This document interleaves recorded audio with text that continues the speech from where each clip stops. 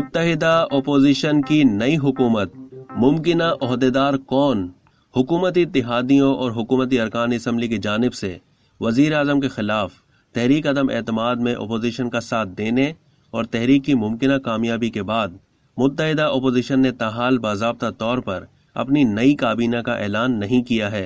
ताहम हिज़्ब इख्तिलाफ के रहनुमाओं ने अभी से कायदे हिज़्ब इख्तिलाफ और नून लीग के रहनुमा शहबाज शरीफ को वजीर आज़म कहना शुरू कर दिया है।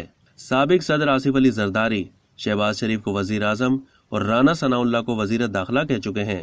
सदर के लिए मौलाना फजलुर रहमान और जरदारी का नाम नुमाया।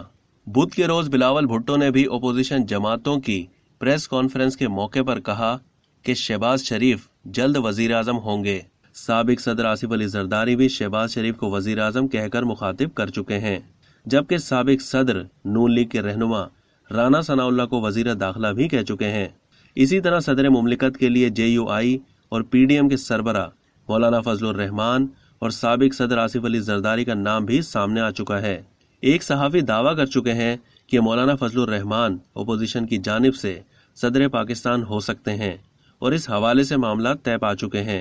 एक इंटरव्यू में सीनियर सहाफ़ी सलीम साफ़ी ने शहबाज शरीफ से जब सवाल किया कि क्या मौलाना फजलुर रहमान सदर मुमलिकत हो सकते हैं, इस पर शहबाज शरीफ ने कहा कि तमाम ऑप्शंस इस वक्त मेज़ पर मौजूद हैं। कबल अज़ीं एक मीडिया रिपोर्ट में दावा किया गया था कि अपोजिशन ने चारों सूबों के गवर्नर भी तब्दील करने का फैसला कर लिया है। बलूचिस्तान की तरफ से साथ देने वाली पार्टियों को भी उनका हिस्सा जरूर मिलेगा, जिसका फैसला मौलाना फजलुर रहमान और अख्तर मेंगल करेंगे।